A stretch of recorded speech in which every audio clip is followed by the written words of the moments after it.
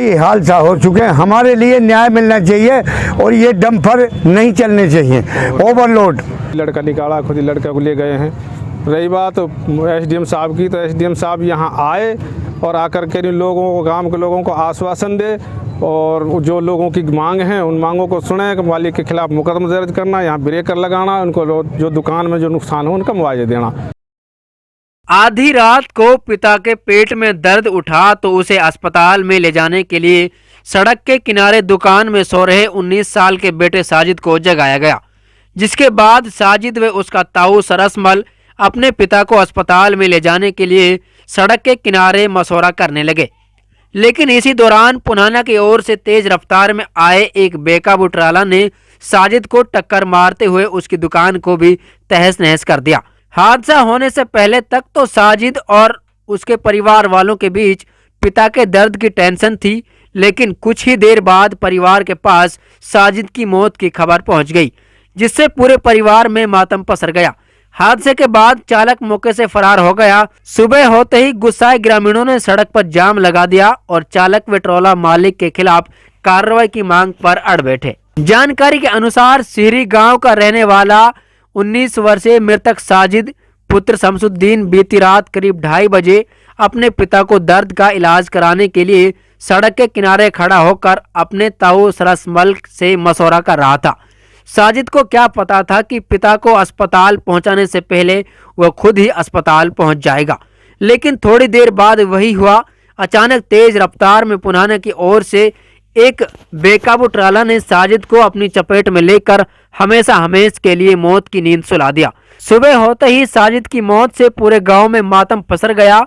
लोगों ने दोनों तरफ से सड़क पर जाम लगा दिया। देखिए रिपोर्ट। क्या नाम है जी? मेरा नाम जी मोहम्मद इकबाल है जी।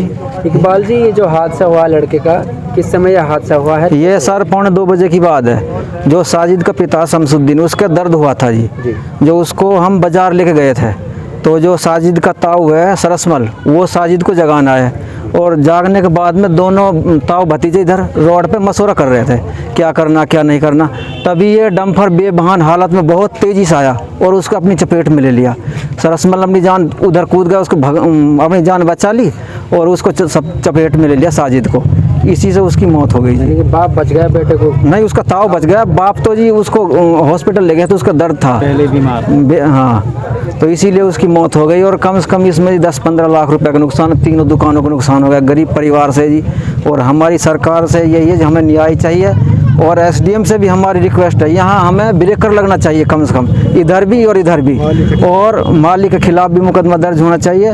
और जो गांव वालों ने जो अभी कोई पत्रकार के सामने बयानबाजी की, उन गांव वालों बाद में आए थे, उनको कुछ पता, हम इधर मौजूद थे उस टाइम, हमें पूरा पता है जी। हाँ, और क्या मांग करते हैं?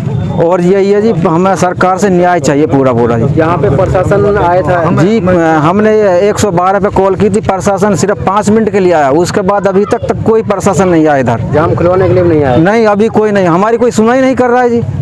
हमें ये एसडीएम से रिक्वेस्ट है, यहाँ आए और ग्रामीणों की मांग को सुने। क्या और नहीं चलने चाहिए इधर, बहुत तेजी से चलते हैं और हाँ, पुलिस से मिल के चल रहे हैं बिल्कुल जी। ये हादसा हो चुके हैं, हमारे लिए न्याय मिलना चाहिए और ये डंपर नहीं चलने चाहिए, ओवरलोड।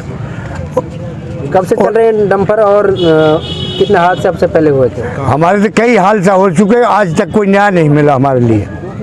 क्या मांग चाहते हैं जिला? हमारे लिए जाम लगने चाहिए, ब्रेकर लगने चाहिए और मालिक के नाम मुकदमा दर्ज होना चाहिए और दुकानदार को मुआवजा मिलना चाहिए। जो जितना भी हमारा नुकसान, हम गरीब, ये गरीब परिवार है, हमें न्याय मिलना चाहिए।